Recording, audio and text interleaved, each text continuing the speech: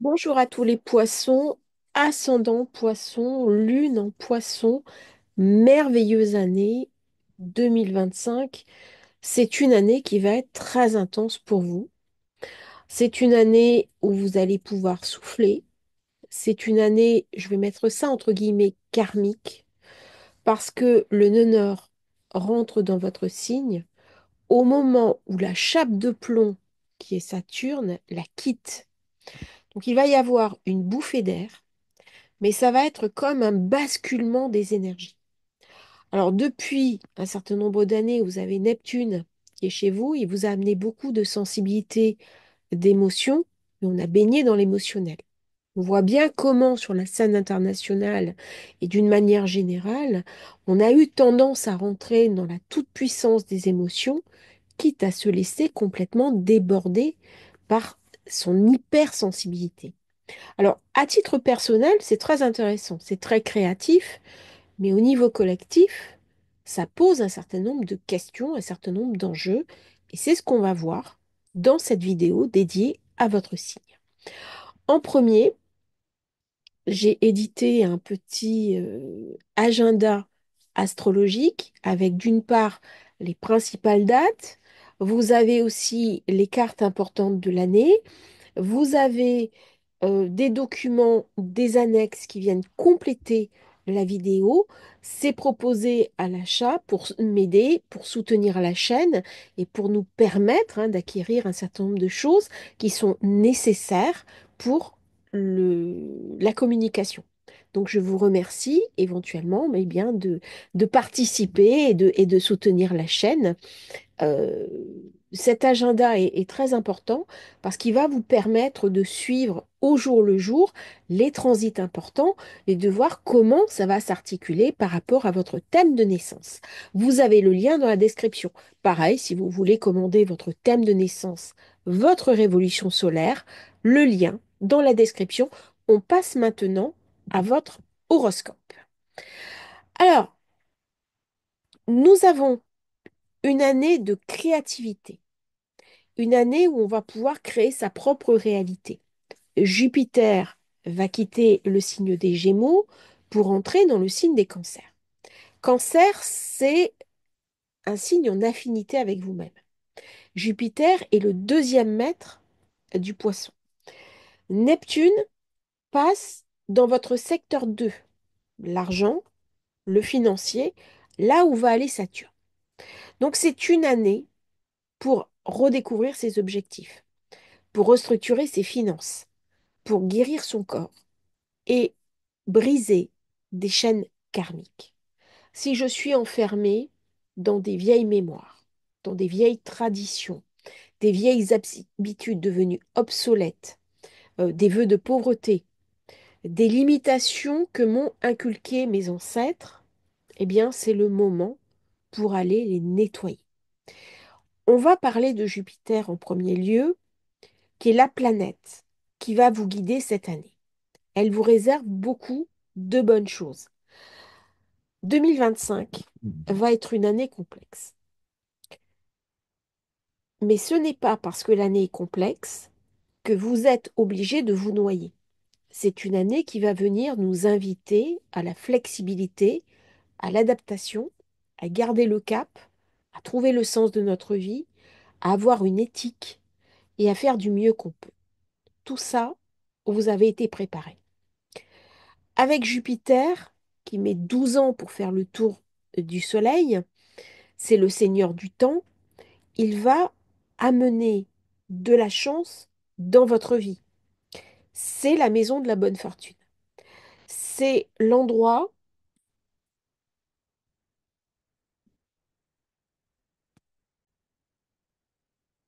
où je deviens créatif, où je tombe amoureux, où je fais des enfants, où mes relations s'améliorent avec mes enfants. Si j'ai un domaine artistique que j'ai envie d'explorer, c'est le moment. C'est le moment de se mettre à la musique, à la peinture, à la photographie. C'est le moment idéal pour se faire plaisir. Ça va me donner des énergies de protection. C'est à la source même de ce que je suis. que je suis invitée à me reconnecter, à me revitaliser. C'est une période où je vais, malgré les vicissitudes autour de moi, m'émerveiller et aller chercher une forme de joie. On m'invite à me reconnecter sur mes dons et mes talents naturels. Il y a un tourbillon dans le monde. Il y a des exigences. Il y a la nécessité de m'inscrire dans une logique économique pour payer mes factures, mais j'ai tendance à oublier l'enthousiasme, l'enthousiasme de l'enfant premier. Eh bien là, dans cette année 2025, je vais me connecter sur mon enfant intérieur. Je vais me connecter sur cette chance et surtout sur cette abondance. On va beaucoup parler d'abondance dans les années qui viennent. La 5, c'est la maison des voyages intérieurs. C'est la maison où je vais pouvoir être heureux, pouvoir aller chercher ce qui m'anime. Et si on regarde bien les dates, eh bien Jupiter sera direct le 5 février, il rentrera dans le Cancer le 10 juin et sera rétro à partir du 12 novembre. Donc là, c'est vraiment quelque chose d'enthousiasmant, hein. C'est le sage, c'est on vous invite à rentrer dans votre créativité, dans votre ressenti. Il va quitter un petit peu ce carré très dur avec Saturne qui se fait en zone 1. Ça vient frotter, ça vient me rendre triste, mais là, quelque chose va s'ouvrir. C'est-à-dire, je voyais essentiellement le verre à moitié vide, et bien maintenant, je vais voir le verre essentiellement plein. Alors, j'ai Mars. On va voir un petit peu toutes les dates, qui est de retour en Cancer le 7 janvier, direct le 25 février. Dans mes relations affectives, en ce début d'année, avant que Jupiter n'arrive, eh ben, je peux avoir des tensions. Des tensions avec mes enfants, des tensions dans mon affectif, des tensions dans, dans, dans mes amours, par exemple, hein. Et c'est important dans cette période que je mette l'énergie au service de ma créativité. Vénus sera rétro dans le bélier à partir du 3 mars. Elle est chez moi, très agréable. Vous allez avoir une date très très sympathique début février. Je vais vous donner la date exacte.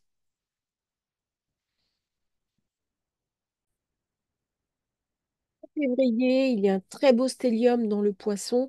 Profitez-en sur les derniers degrés, hein, c'est sur le degré 28. C'est magnifique, c'est une date de chance. Si vous avez votre soleil, votre lune ou votre ascendant en fin de Poisson, vous savez que c'est une date à retenir. Vénus sera direct le 14 avril. Jupiter, qui était rétro, redeviendra direct le 5 février. Dans le Cancer, eh bien, il rentre le 10 juin. Et là, il va faire sa rétro à partir du 12 novembre. Saturne, lui, rentrera en Bélier le 26 mai. À partir de là, les énergies vont changer. On va le voir un petit peu plus loin dans la vidéo. Mais là, vous allez pouvoir souffler, hein, parce que Saturne, c'est la chape de plomb, hein. Là, c'est quand même un petit peu difficile. Et il devient rétro du 14 juillet au 29 novembre. Ça va vous permettre d'intégrer ces énergies qui seront beaucoup plus orientées vers la matière, vers le financier, vers le pratique. Uranus rentre en Gémeaux le 8 juillet et il fera sa rétro le 7 septembre. Neptune, votre signe, la planète, Bélier le 31 mars. Alors là, il est possible qu'à cette période, on se sente esselé, comme abandonné, qu'il y ait vraiment un gros besoin de remettre à jour ses énergies, une forme de recalcul. Il sera rétro le 5 juillet. Donc, il va revenir dans votre signe. Ça va vous redonner un coup de souffle. Ça va vous permettre de vous préparer au passage définitif dans le bélier en zone 2. Là, il y aura des décisions concrètes à prendre et il sera direct le 11 décembre. Et vous avez Pluton maintenant qui est rentré en zone d'ombre. Donc, dans le Verseau, ça correspond à votre zone 12, rétrograde du 5 mai au 14 octobre. Le nœud nord en Poisson va rentrer chez vous le 13 janvier. À partir de là, on va dire que s'ouvre pour vous une période karmique. Qu'est-ce qui est le plus essentiel pour moi? Quel est mon rôle dans la société? Comment je peux incarner dans le concret mon idéal de vie? Ça va être vraiment une période pour les poissons à repenser la question du sens, la question de l'identité, la question de l'essentiel. Plutôt en verso, en zone 12, hein, par rapport au nœud nord, il vient me faire penser à de la corruption. Alors, pas une corruption individuelle, une corruption collective. Toutes nos sociétés vont être questionnées par rapport à ça. Quid des corruptions que l'on vit? C'est global. À titre personnel, ça vient m'interroger aussi sur les personnes qui me mentent, qui me trahissent, qui font des choses dans mon dos et que je suis invitée à nettoyer de ma vie, à expurger. Il y a un mouvement de fond là pour nettoyer, comme s'il y avait une vase et je dois descendre dans la vase pour aller chercher des perles. C'est-à-dire, j'ai perdu un trésor, il est au fond de la mer, et bien là, avec Pluton, pendant quelques années, je vais être invitée à aller chercher dans mes ombres, au plus profond, pour nettoyer ce qui m'empêche de trouver ces perles, de trouver l'or qui est en moi pour le ramener à la surface et peut-être l'offrir au monde. Donc voilà les passages importants.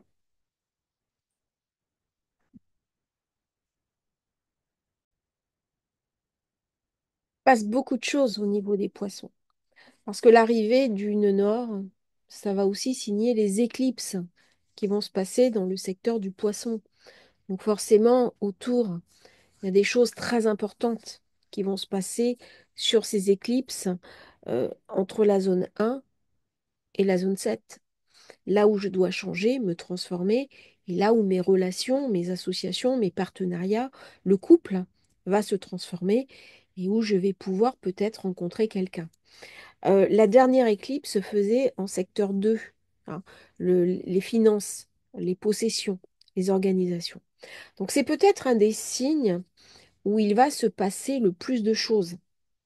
Avec Neptune, Saturne qui quitte le signe, nœud nord qui arrive, bon, forcément, dans l'année, vous allez vivre des choses imprévues.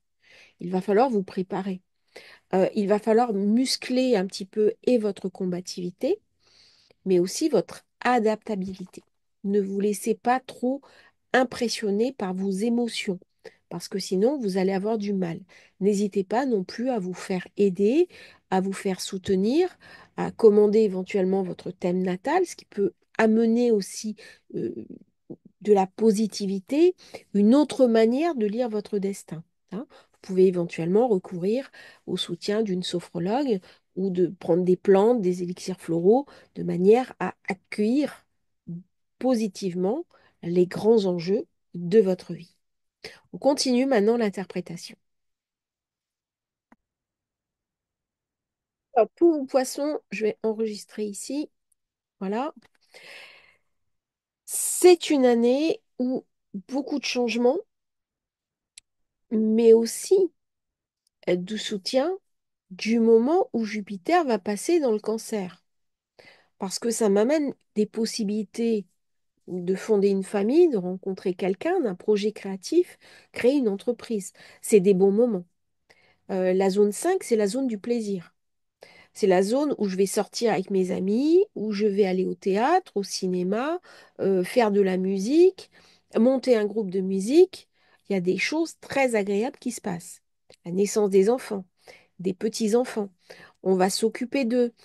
C'est une période idéale pour développer un talent, une capacité naturelle. Il y a des gains qui peuvent provenir de la vente d'une maison, d'un terrain. C'est de l'argent aussi dont on peut hériter. Alors, comment on peut en hériter là? Parce que le cancer est en lien avec le scorpion. Et les trois travaillent ensemble, hein. Jupiter, c'est la loi. La loi qui m'amène de l'argent. Je peux aussi gagner un procès, une procédure. Là, tout ce qui est esprit de compétition s'enflamme. Beaucoup plus de vitalité physique et d'enthousiasme. On a envie de lire, on a envie d'apprendre, on a envie de découvrir le monde.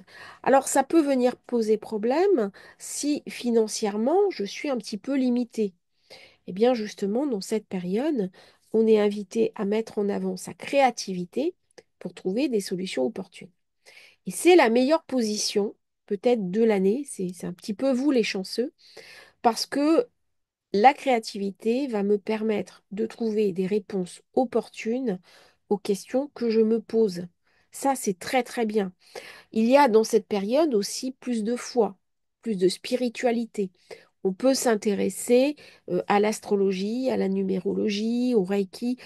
Tout ça va m'amener à m'intéresser à la spiritualité, peut-être rejoindre une école, rejoindre un enseignant spirituel qui va prendre de l'importance dans ma vie.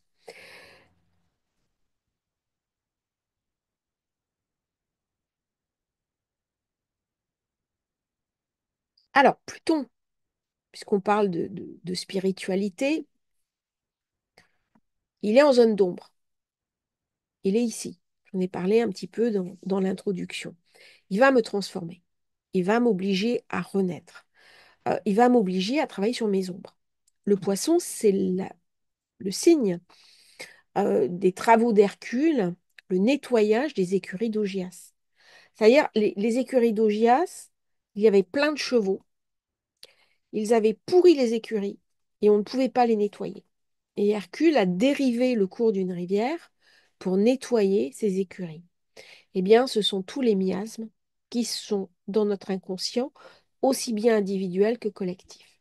Et quand, en tant que poisson, on vient travailler par l'intermédiaire de Pluton sur ses intériorités, qu'on vient travailler sur son arbre familial, rentre en thérapie, eh bien, on vient illuminer beaucoup plus que soi-même, on aide les autres par le biais de l'inconscient spirituel. Il y a donc quelque chose de collectif, même si je n'ai pas encore toute l'information. Il va falloir du temps pour que je puisse intégrer ces énergies nouvelles. Au départ, ça va amener de l'inconfort, ça va amener de l'indisposition, ça va amener aussi des hésitations et peut-être de la déprime. Et après, eh bien, je vais découvrir comment je vais pouvoir transformer cette ombre, comment je vais pouvoir l'illuminer, quoi en faire dans ma vie de tous les jours. C'est une ombre karmique. Alors, durant cette période, je peux être amenée à faire des régressions vie antérieure, nettoyer mes vies antérieures, faire des travaux en énergétique quantique. Plus je vais découvrir ma mission de vie, ma mission d'âme, notamment à travers des voyages dans les annales akashiques, plus je vais devenir puissant. Mais c'est pas uniquement une spiritualité entre guillemets perchée.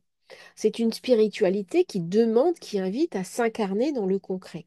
Donc je suis invitée à faire le lien entre ce que je reçois d'en haut, des intuitions très fortes, tant que Neptune va penduler entre Bélier et Poisson, et d'autant plus puissante qu'il y a ma planète maîtresse qui est en action, et que ça me met une énergie nouvelle, mais aussi à l'incarner dans le concret. Donc là, je suis dans une forme de libération. Libération non seulement spirituelle, mais aussi époque favorable pour briser mes chaînes.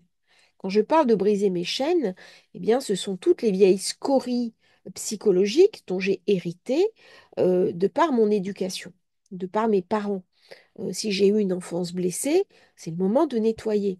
Si j'ai eu des mémoires qui sont enfermées, qui n'arrivent pas à se libérer des schémas de pensée erronés, eh bien, durant cette période, je vais venir les travailler. Euh, Surtout que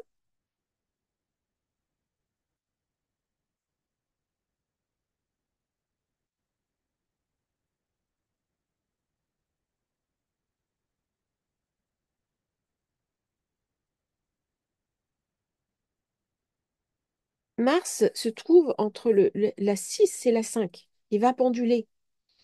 Donc là, il y a quelque chose qui anime le Verseau.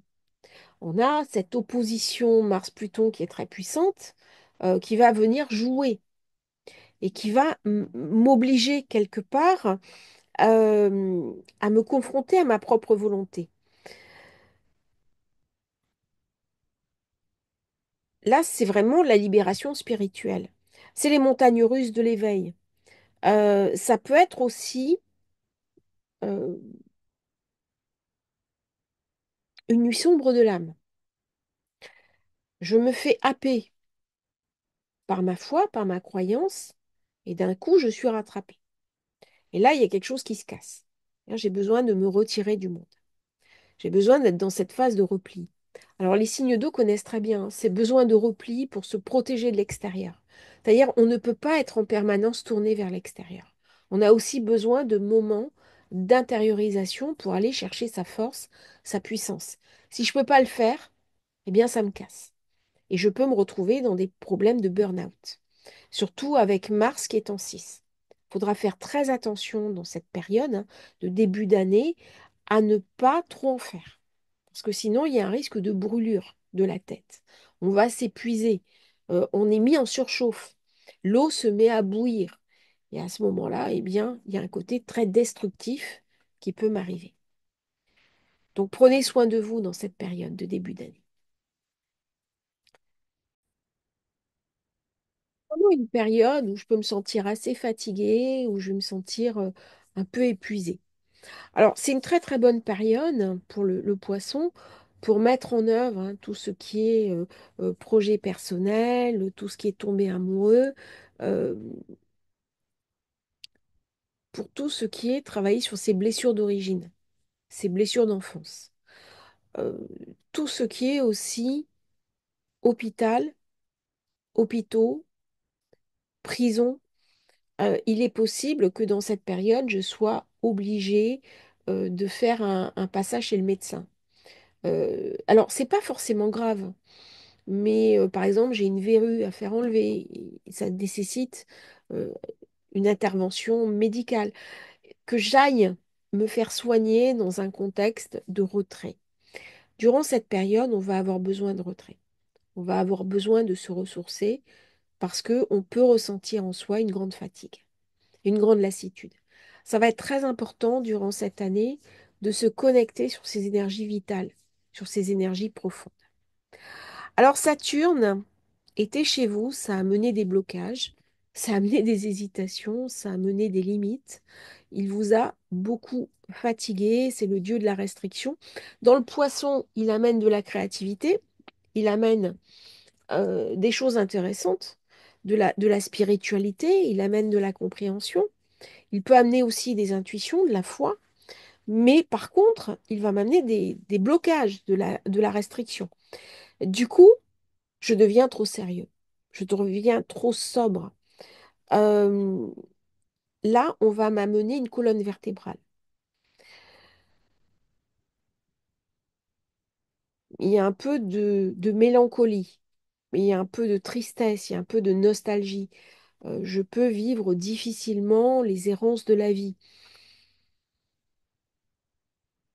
Là, dans cette période, on est invité à se connecter vraiment sur son imaginaire, sur ce qui va venir me parler, hein. Saturne en poisson, il était déjà présent dans mon signe entre 96 et 93.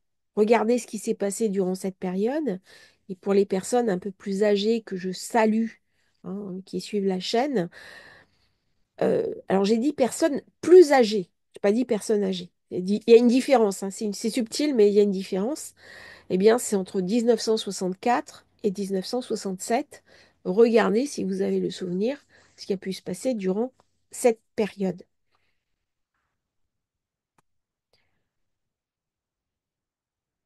Alors, la conjonction Neptune-Saturne se fera dans mon secteur 2. Ça va m'obliger à regarder mes finances, à assainir mes finances, à assainir ma situation professionnelle, ma situation matérielle. C'est-à-dire que j'ai les deux planètes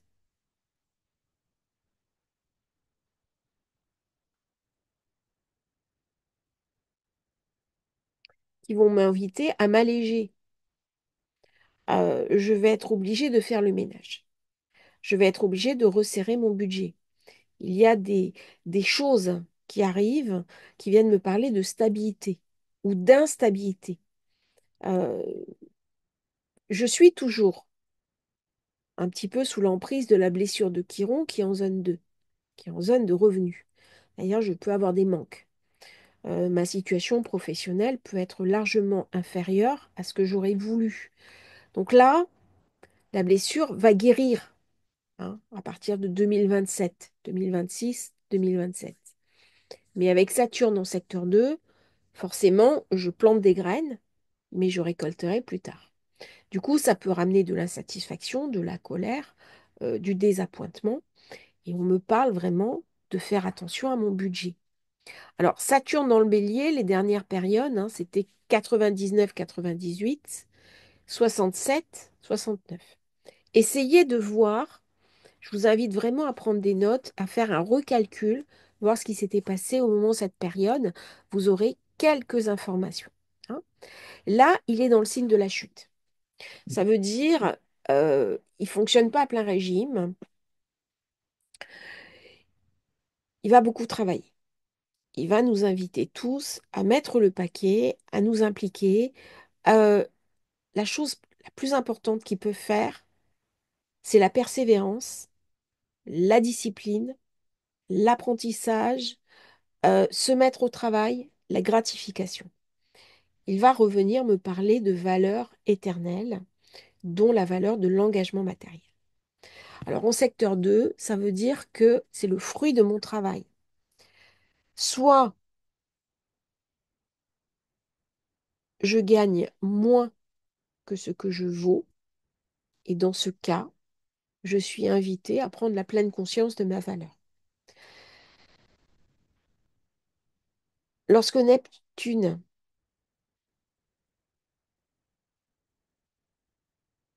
se confronte à Mars, il devient très actif. C'est-à-dire tout ce que j'ai intériorisé va être invité à se projeter sur l'extérieur. Du coup, ça va me rendre très actif, voire même volcanique. C'est-à-dire que là, j'ai quand même, c'est comme un tsunami, hein. C'est quelque chose qui me submerge. Alors attention quand même, parce que dès qu'il s'agit de Neptune, on peut parler de brume, on peut parler d'illusion. Attention aux illusions financières. Attention aussi à ne pas trop s'enthousiasmer pour quelque chose qui serait un mensonge. Attention également aux bonimenteurs, aux manipulateurs, aux tricheurs. C'est une période où je peux avoir des pertes d'argent, où je peux avoir des pertes matérielles. Donc soyez très vigilants parce qu'il est possible que dans cette année, on soit invité à, à resserrer les cordons de la bourse parce qu'on n'aura pas tenu compte des avertissements précédents. Malheureusement, on va vers une période de restriction budgétaire. On voit bien ce qui est en train d'arriver.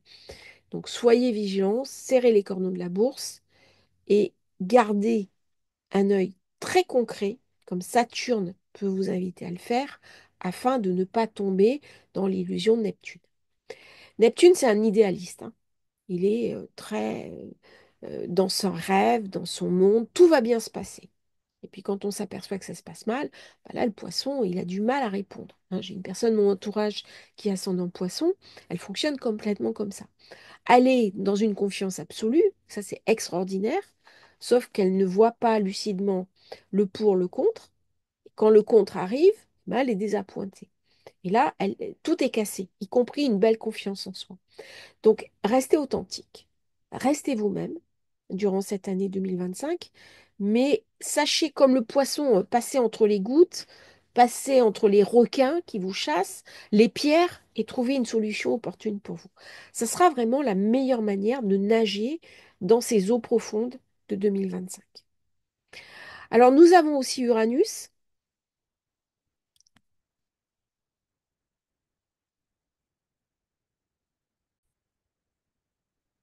On rentre dans votre secteur 4, la maison. Alors là, ça va être la révolution. Il va y avoir des changements, des déménagements, des choses pas prévues dans la maison, des travaux dans la maison. D'un coup, on change de maison, des héritages, des donations, beaucoup, beaucoup de choses dans la maison, dans les racines aussi, hein.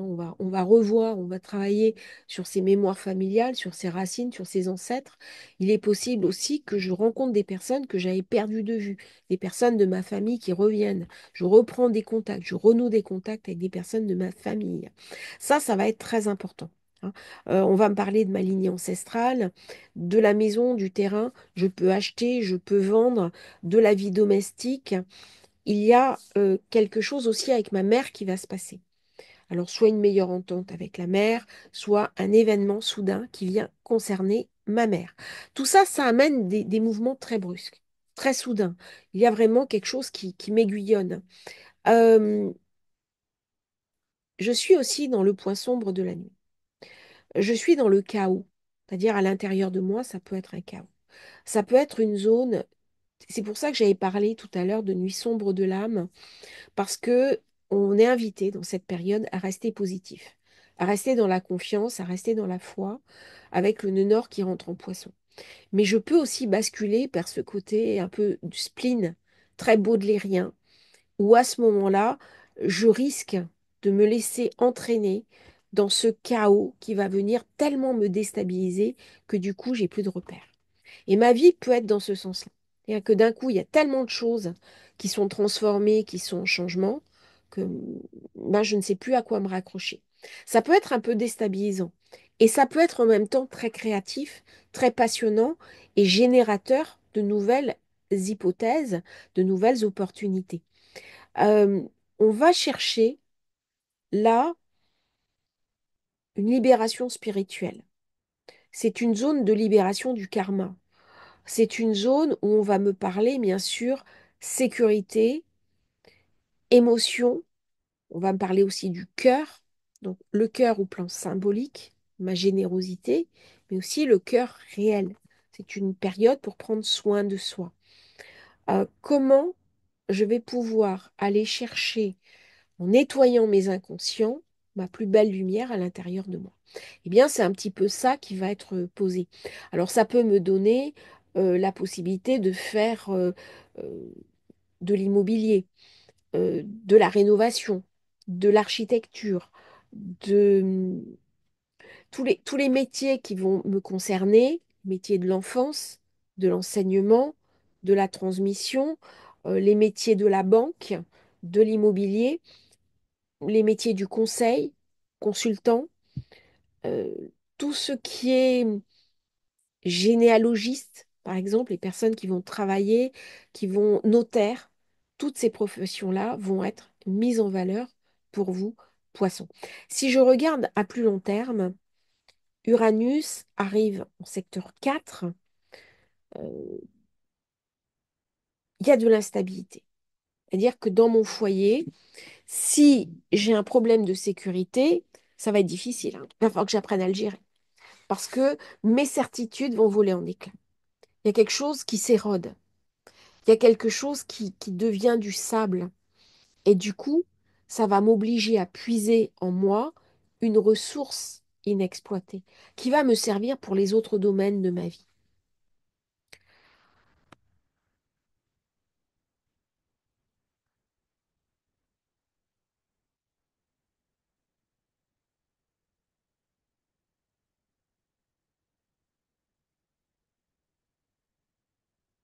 Alors avec Jupiter qui est en zone 5, ça me rend très créatif. Et lorsqu'il va passer en zone 6, donc dans la zone du Lion pour 2026-2027, que j'aurai Uranus en 4, ça va me parler bien sûr des nouvelles opportunités, Internet, création, créativité, mettre en place des nouveaux projets, notamment digital. Et là, il y a vraiment une réappropriation de mes émotions avec Saturne, Neptune qui passe en bélier. Il va y avoir de la passion, il va y avoir de l'enthousiasme. Une fois que j'ai passé cette crise, que j'aurai intégré ces énergies, quelque chose de beaucoup plus positif va se mettre en place. Et du coup, qu'est-ce qui va se passer? Eh bien, je vais avoir un changement de cap, changement de direction. Je serai beaucoup plus à même de foncer vers mes projets, moins de procrastination, moins d'émotion, mais aussi plus de dureté, plus de détermination. Donc là, il y a quelque chose qui va me pousser en avant. euh, D'autant que les éclipses vont se dérouler dans mon signe. J'aurai le nœud nord, donc vous voyez bien comment ça va se mettre en place d'une manière ultra puissante, puisqu'au final, je suis invitée à apurer mon karma. Alors, le karma, c'est pas forcément punition, rétribution. C'est aussi ma propre vision du sens de ma vie. Qu'est-ce que je vais pouvoir faire dans ce monde qui change totalement? C'est-à-dire que dans 5 ans, peut-être même avant, le monde que nous connaissons sera totalement différent. Il aura été profondément transformé. 2025, j'ai 9 planètes. Enfin, il n'y a pas que des planètes, ce sont aussi des zones, hein, comme la Lune noire, qui changent de signe. Pour le poisson, c'est un des signaux clés. C'est un des signes où un idéal doit être porté. Il y a une forme de lumière, il y a une éthique. Comment reconstruire, rebâtir une société s'il n'y a pas des lois éthiques, des lois morales, et quelque chose qui me dit ça c'est le bien, ça c'est le mal? Eh bien, c'est le rôle du poisson. Et c'est pour ça qu'il est double, parce qu'il est en même temps porteur de lumière et en même temps porteur d'ombre. C'est le yin et le yang. Et les deux principes sont indispensables à la vie. Ils sont indispensables à la manifestation. S'il n'y a pas l'un, il ne peut pas y avoir l'autre. Et c'est uniquement sur des sphères vraiment supérieures, il faut monter très très loin pour qu'il y ait une réconciliation, une restauration du principe vital. Donc, dans cette configuration-là, eh bien, le poisson va être la clé de notre inconscient, la clé de nos rêves, la clé de notre imagination, qui va nous inviter à imaginer, et pour soi et pour les autres, un nouveau monde à venir. Je vous remercie d'avoir suivi votre vidéo. J'espère qu'elle vous aura intéressé. N'hésitez pas à vous abonner à la chaîne, à commander votre thème de naissance, votre révolution solaire. Vous avez le lien dans la description. À bientôt pour un nouveau partage sur Astrologie Facile.